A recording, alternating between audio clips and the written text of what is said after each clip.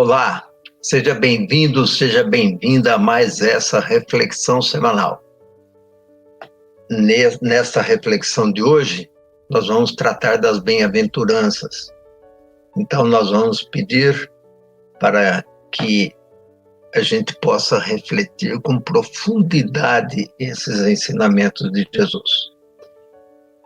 Antes de mais nada, vamos iniciar com o sinal do cristão, em nome do Pai, do Filho e do Espírito Santo. Amém. Só explicando um pouquinho para vocês estão percebendo que a situação está um pouquinho diferente hoje, mas é que não posso estar em Batatais neste momento, então nós estamos fazendo uma gravação de outro local, e então desculpem pelos transtornos. Oremos. Deus eterno e todo-poderoso, que nos permitis celebrar os méritos de todos os vossos santos numa única festa, concedei-nos por intercessores tão numerosos a desejada abundância da vossa misericórdia. Por nosso Senhor Jesus Cristo, vosso Filho, que é Deus e convosco vive e reina, na unidade do Espírito Santo, por todos os séculos dos séculos. Amém. O evangelho de hoje é tirado de Mateus, que escreveu a respeito das bem-aventuranças, no capítulo 5, do versículo de 1 ao versículo 12.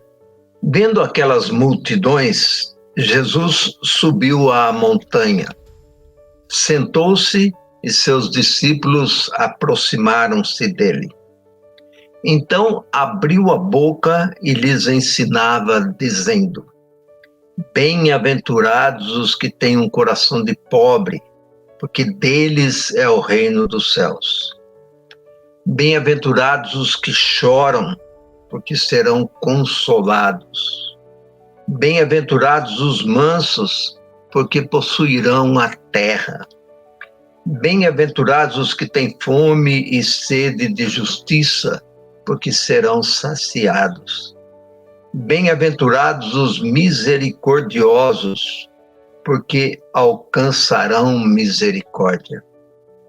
Bem-aventurados os puros de coração, porque verão a Deus. Bem-aventurados os pacíficos, porque serão chamados filhos de Deus. Bem-aventurados os que são perseguidos por causa da justiça, porque deles é o reino dos céus. Bem-aventurados sereis quando vos caluniarem, quando vos perseguirem e disserem falsamente todo mal contra vós por causa de mim. Alegrai-vos e exultai, porque será grande a vossa recompensa nos céus, pois assim perseguiram os profetas que viveram antes de vós. Palavras de salvação. Glória a vós, Senhor. Essa reflexão desse texto escrito por Mateus merece a gente relembrar algumas coisas lá do Antigo Testamento. Porque lá, no Antigo Testamento, o pensamento era sempre assim: Deus fazia alguma coisa em benefício do povo quando o povo fazia alguma coisa em benefício de Deus. Era o pensamento que mais ou menos reinava ali. É o que a gente chama de teologia da compensação. Eu faço para Deus, Deus me ajuda. Então, é todo esse pensamento de toma lá, dá cá. Se eu não estou agindo corretamente, Deus me castiga. Então, no pensamento desse povo judeu, até Jesus Cristo, era aquela lei do olho por olho, dente por dente. Se você fez, você tem que pagar.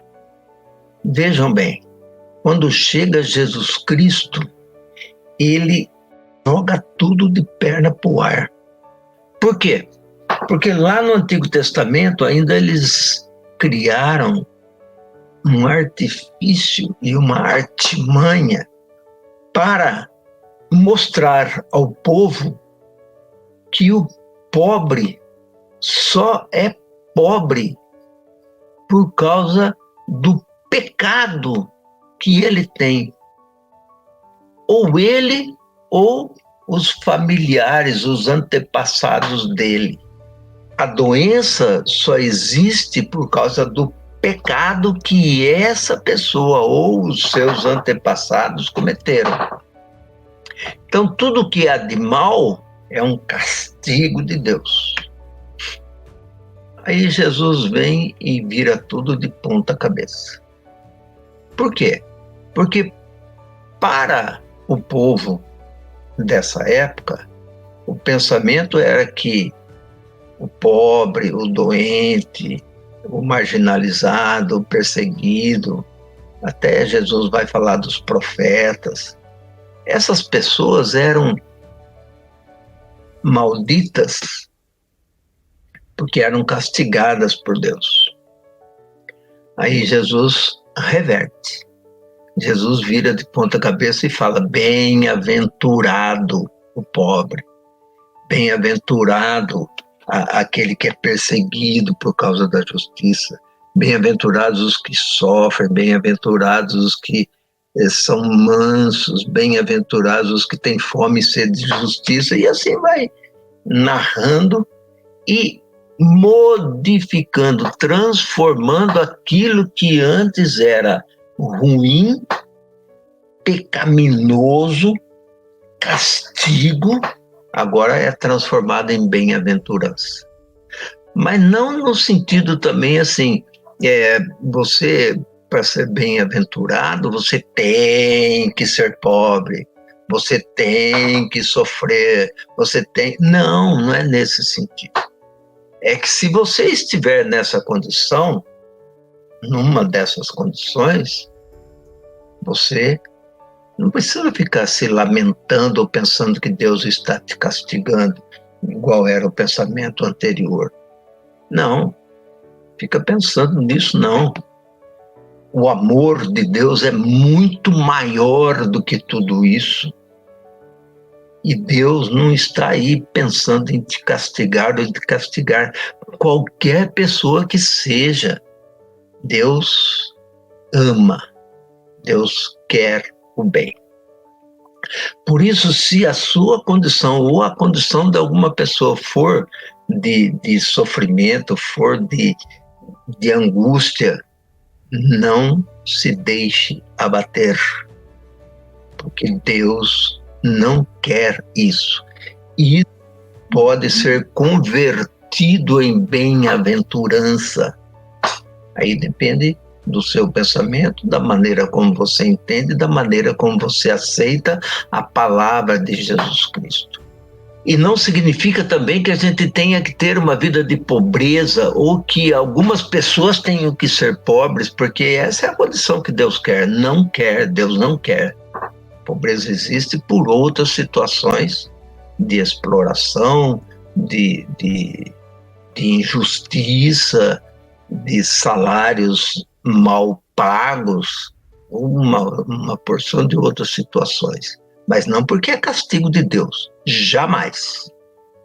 Ah, não, essas pessoas têm que existir porque senão não vai ter mais bem-aventurados no mundo. Nada disso. Não é essa a vontade de Deus.